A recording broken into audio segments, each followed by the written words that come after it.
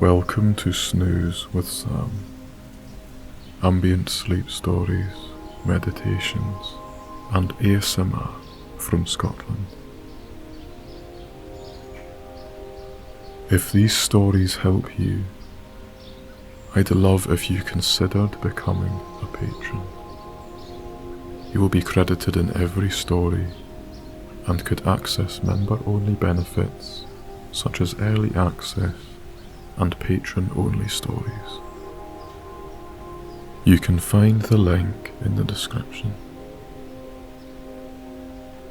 My name is Sam, and I'm from a wee northwestern island called Skye.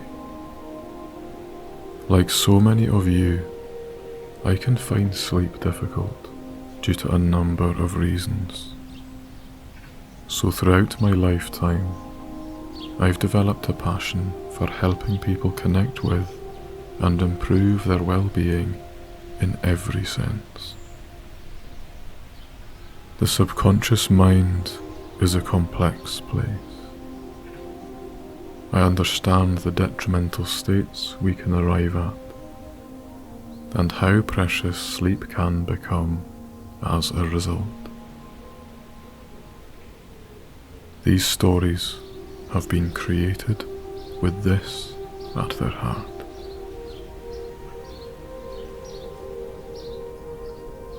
So as always, lie back, take a deep breath, and enjoy this story.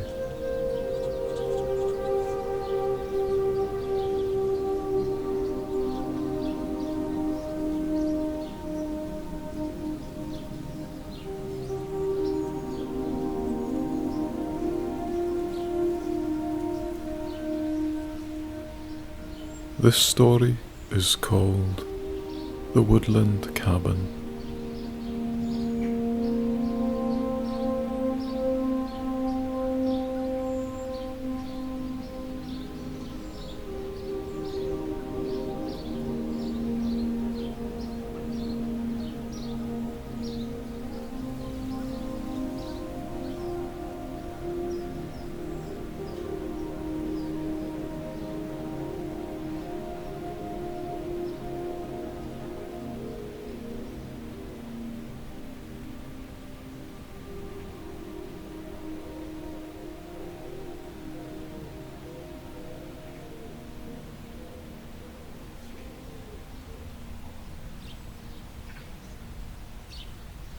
There it is, through the trees.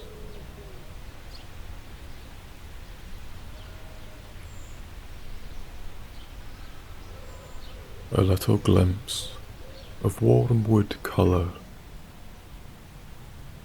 amongst the cool palette of piney greens and blues.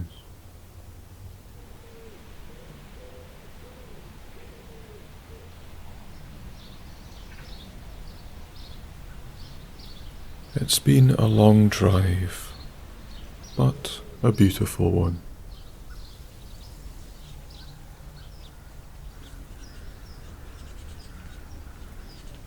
Scotland is truly stunning at the best of times.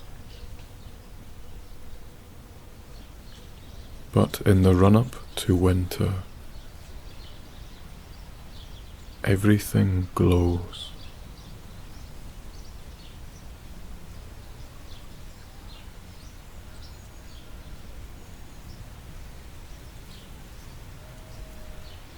Areas full of rich woodland flourish in the damper air,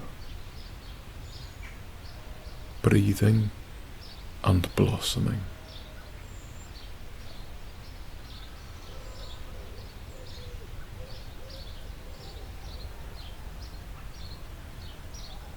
The greens get greener, the oranges get more orange, and in a matter of weeks, you feel as though you are part of an enhanced photograph.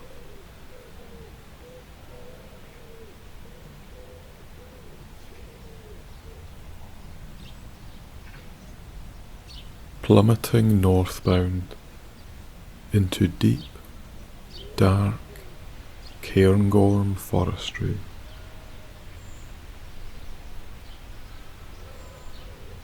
You feel a part of the wilderness.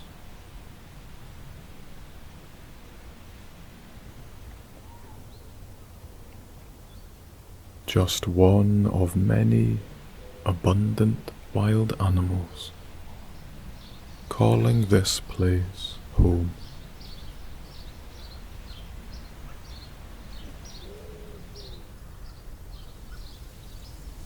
Red squirrels jump between branches.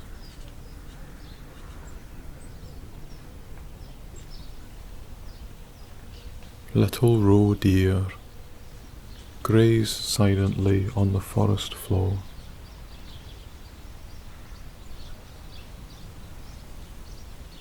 Nibbling on low-hanging branches.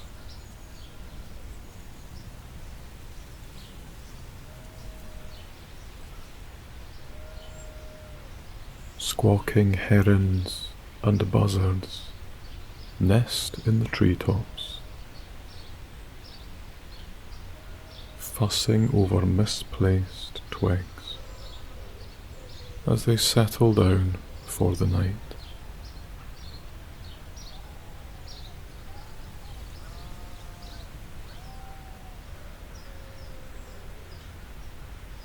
Before long, your cabin becomes clear through the uprights of the evergreens.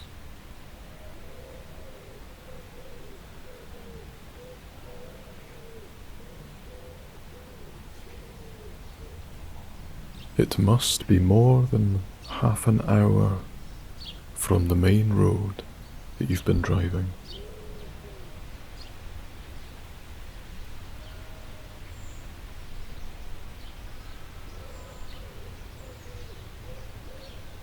You are truly in the wild.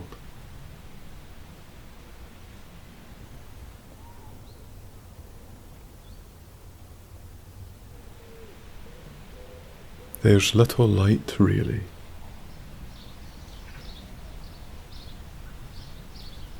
Just the smallest quantities of the remaining day shining down from the treetops.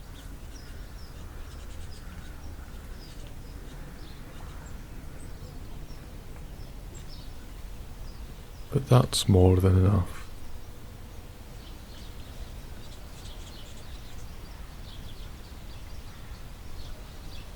Everything the light touches still glows and pops with luscious vibrancy.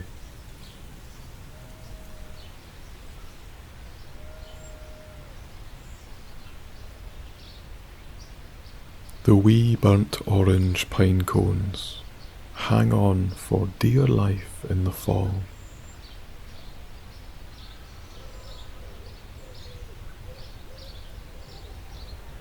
Lasting longer than many of the needles which have already made their way down to earth.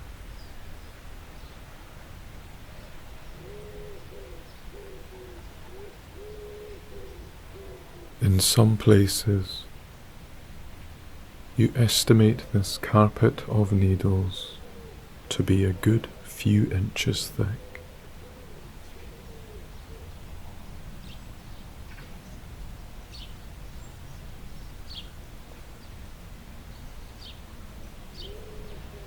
Your car glides silently along the winding road up to the area in front of the lodge.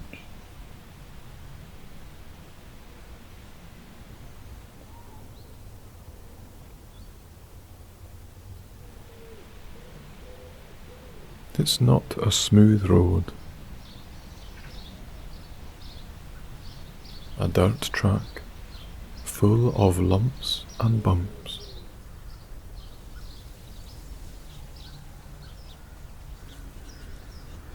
But that added padding from the fallen foliage has removed near as much all of the noise from your tires.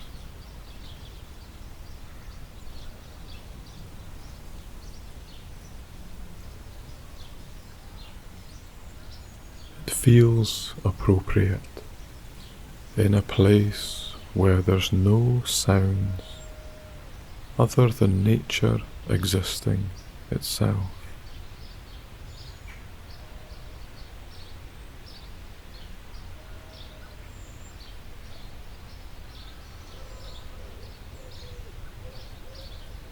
Pulling up the car, you admire the fascia of the log cabin.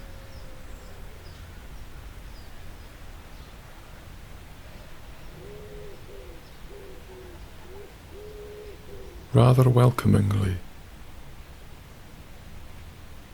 on either side of the front porch are two tall and beautiful stand-alone fir trees.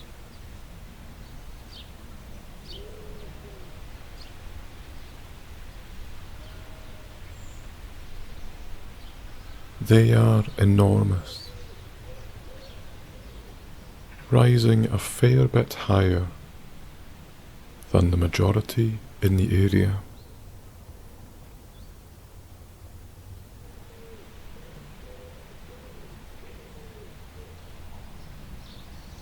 They must be a lot older, you assume. Kept standing for keepsakes, and to act as natural grounds pillars.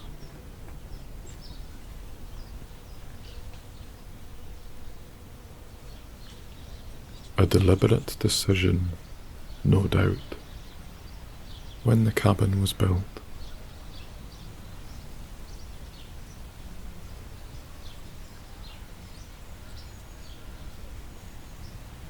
It's like the most unpretentious gateway to a stately home.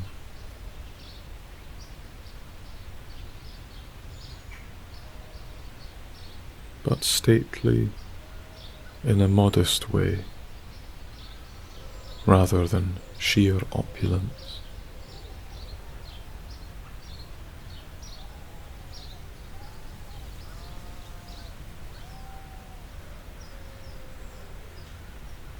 Cracking the door of your car with a bassy thud,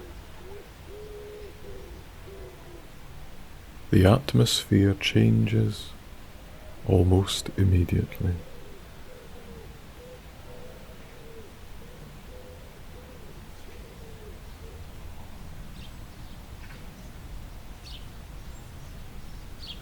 Out falls the dry, clinical, conditioned air.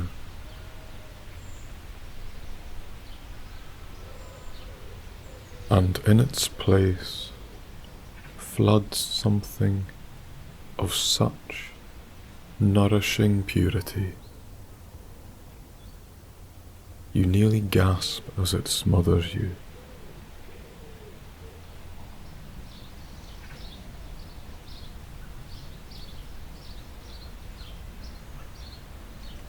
So cool and freshly scented is the forest air.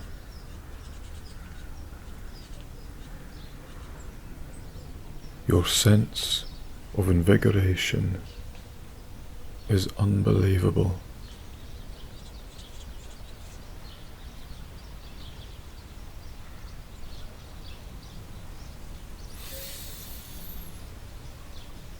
You can't help but take in great lungfuls through your nose,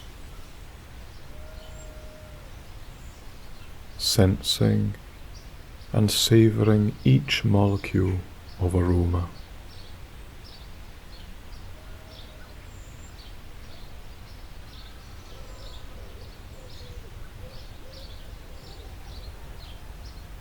The pines, the saps, the ferns,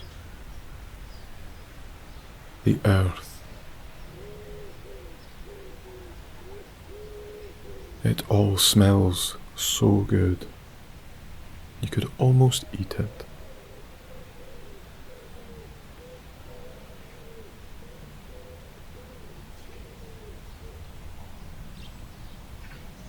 In only a moment,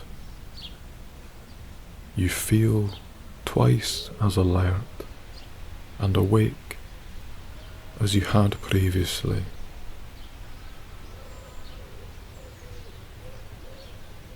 Every naturally produced ion soaking into your body, energizing you.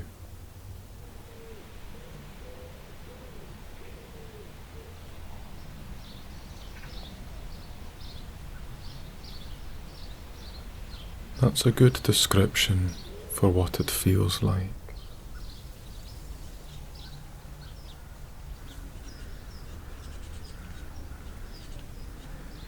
People talk of energies.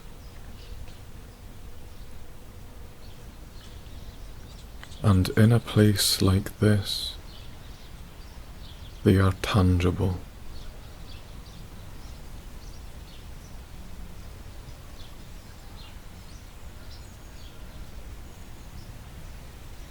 It makes you wonder about the environments we often surround ourselves in, with the likes of cities.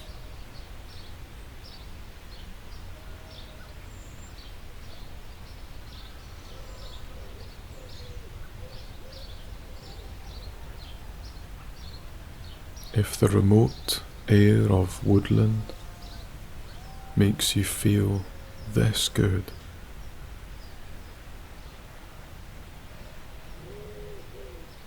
then why don't we spend more time here?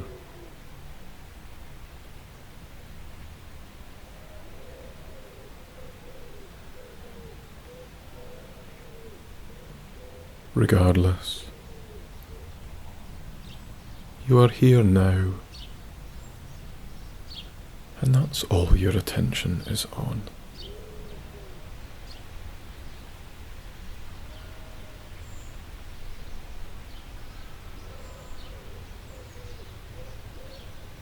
A wee chill throws itself round your shoulders, causing you to shudder slightly and tense up.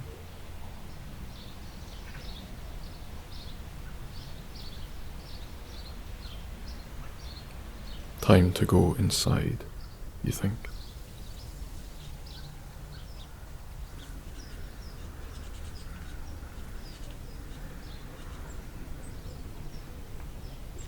Returning your view to the forest surrounding the cabin,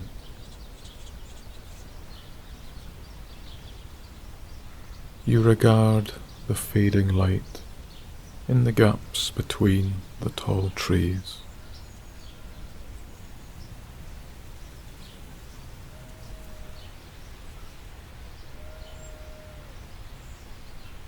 It will be a chilly one tonight, you think.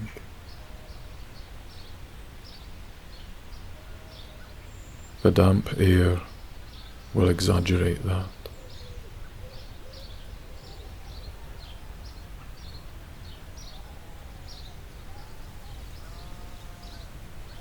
You step up to the front door.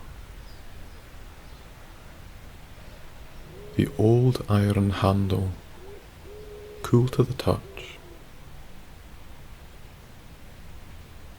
yet in keeping with the patina of the wood itself,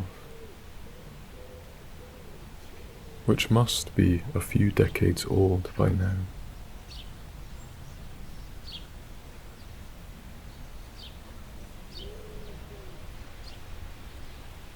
Turning the handle and pushing the door open,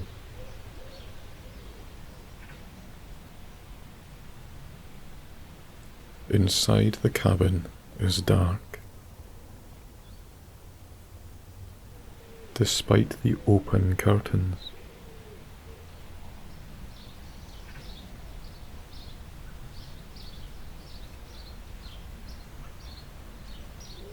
Scanning the single open room,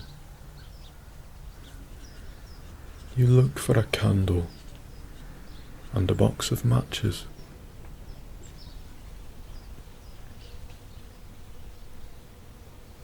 Over there, by the fireplace.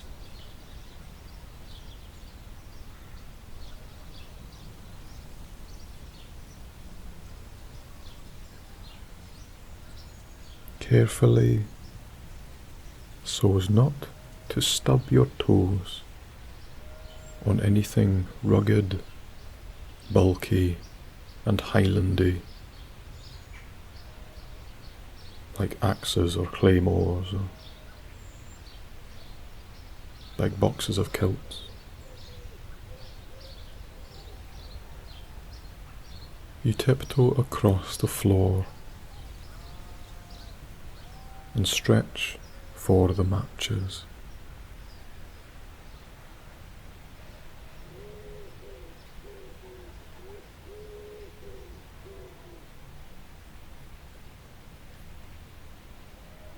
The box shuffles in your hands, and a match is drawn.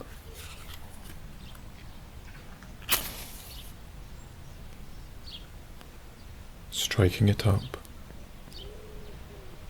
the room is sent ablaze with light.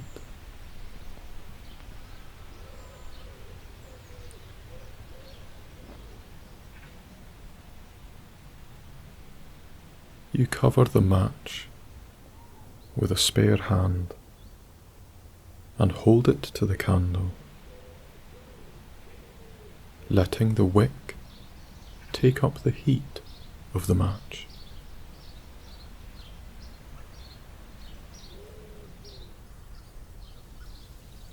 There we go. That's better. And what a beautiful room.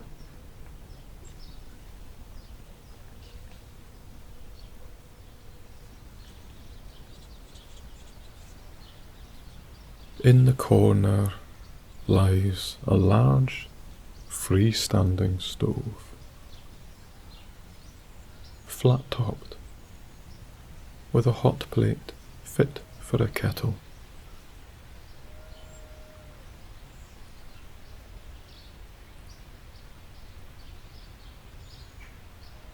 There are numerous wing-back chairs and a large, cosy cotton sofa.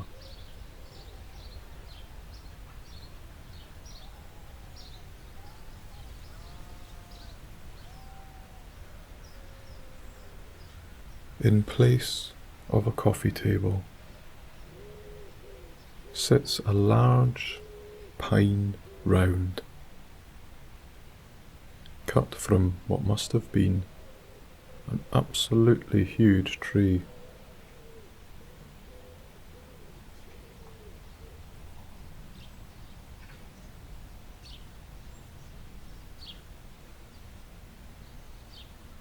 About 35 inches wide and 20 inches tall or so. It's perfect for the job of holding your mug.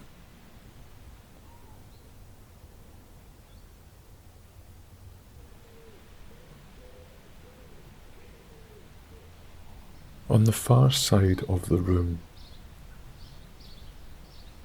is a little kitchenette,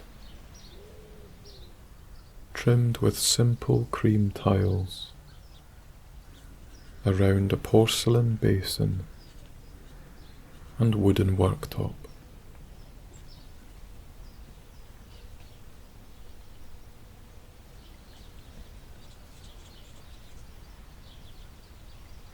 Just the bare kitchen essentials hang from wee hooks above the sink.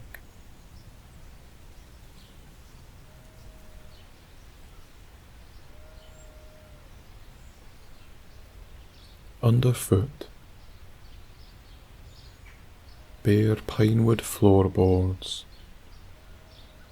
fit with an aged layer of varnish, provide decent enough insulation.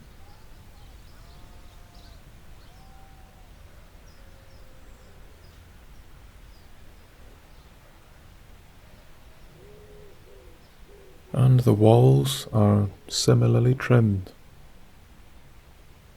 but arranged laterally, overlapping at the edges.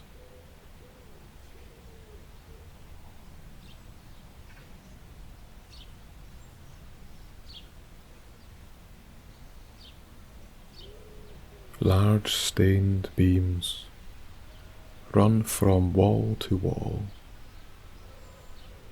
providing support for the roof above you.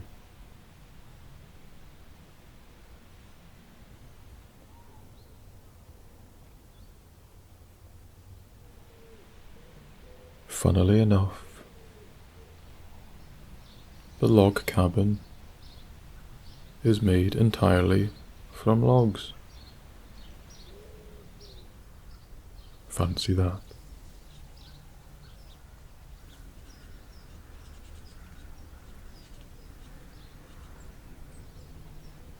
Again, you peer outside and can't help but notice the light is fading fast.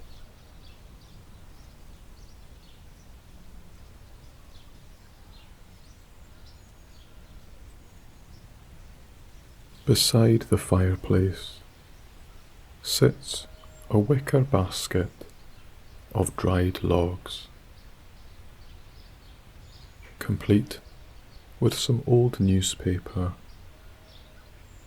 and some smaller pieces of kindling.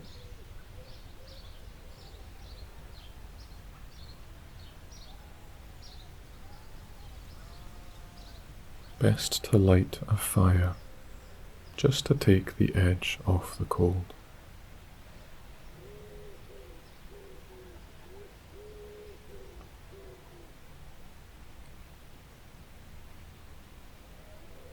Crouching beside the stove,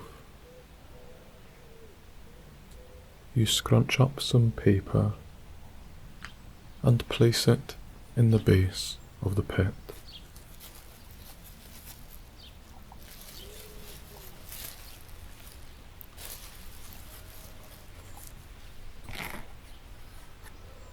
Next, the small bits of delicate and highly flammable kindling go on top, balanced against each other like a teepee.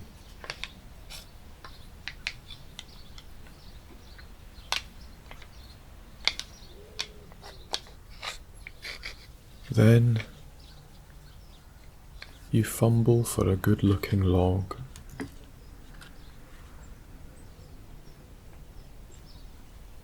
There always is one which looks the best for starting a fire.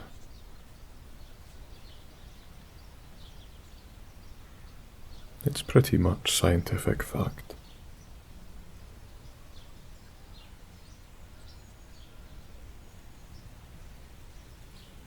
Normally it has a few sharper edges on it, just perfect for catching the heat. It's not too big, not too small, but just the right size to support the roll of the kindling.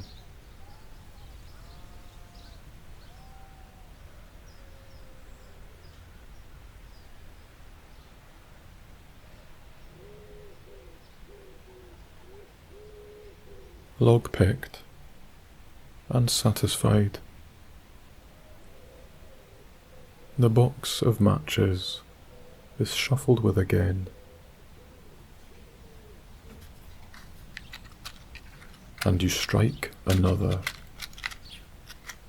savouring the smell of burning phosphorus.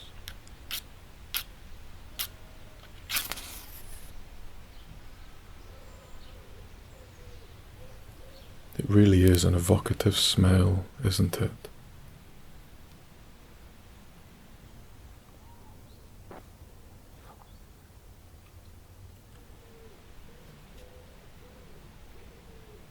Holding it to the base of the paper,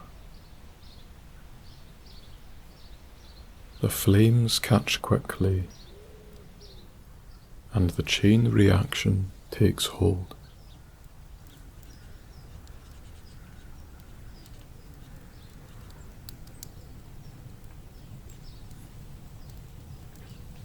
Your perfect pyro pyramid, an art form of bushcraft skills.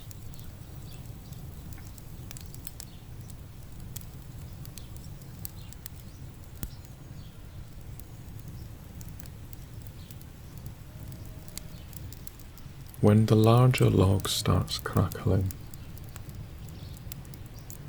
that's when you know she's away.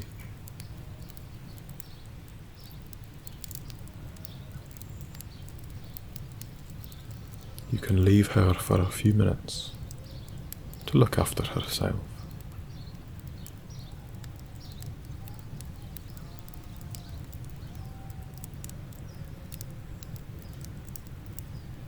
What's next?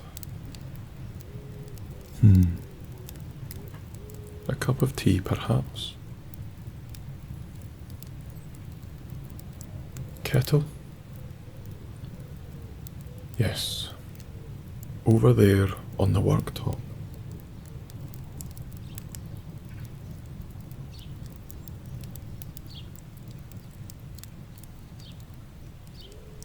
A lovely old tin item, which looks as though it might be as old as the cabin itself.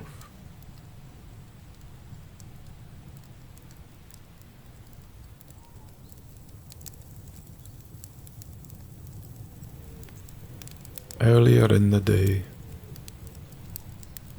you had filled up a water bottle in a stream.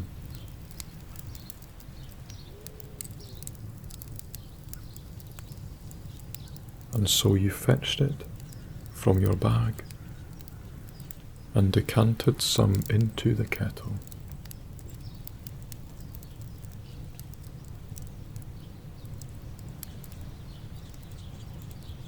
You'll no doubt find a similar stream or spring nearby, you thought.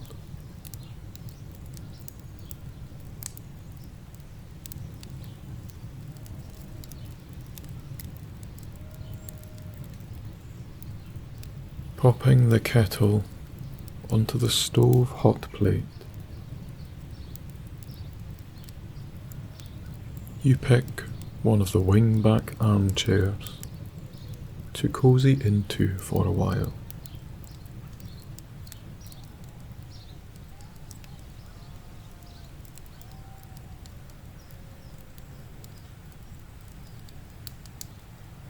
The ochre and olive green tartan one seems particularly appealing. So this is where you sit.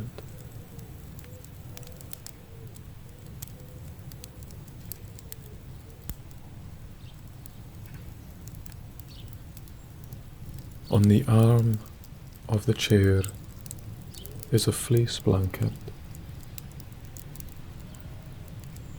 and you can't resist but to wrap your lower body up to save a little more heat from escaping.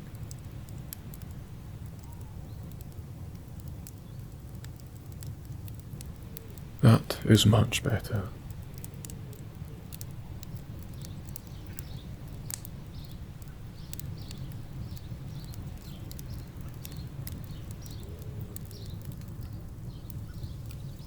With the gentle glow of the fire, supported by the candle,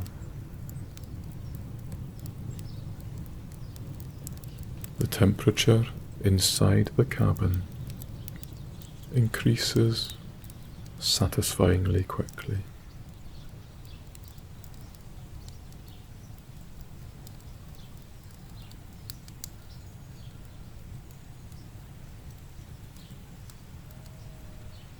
They are mesmerizing, aren't they, fires?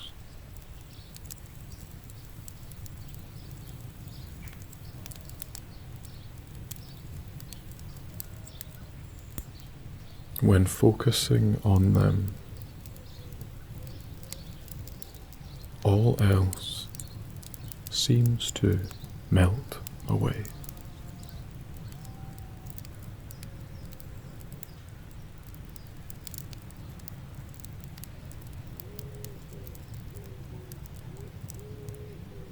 All you can see are the dancing flames.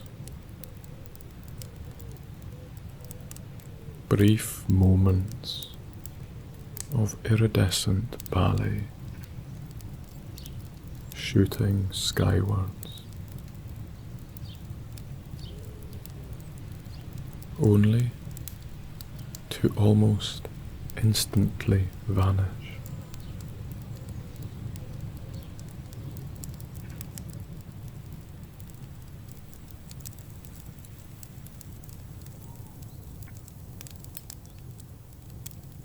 Then you spot little furnaces deep within the fire belly.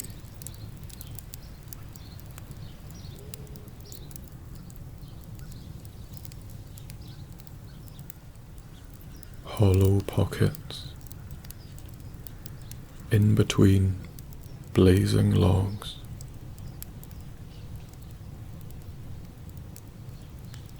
Where you can almost imagine a dragon living quite comfortably.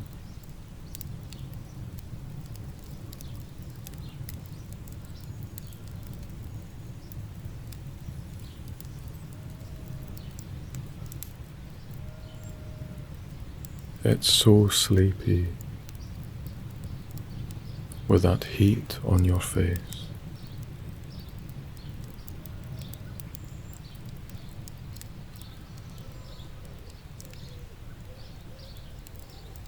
It won't be long before your water is ready.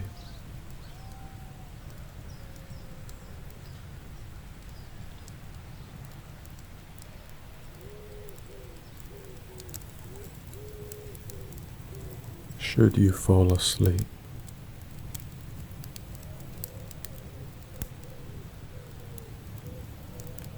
you're sure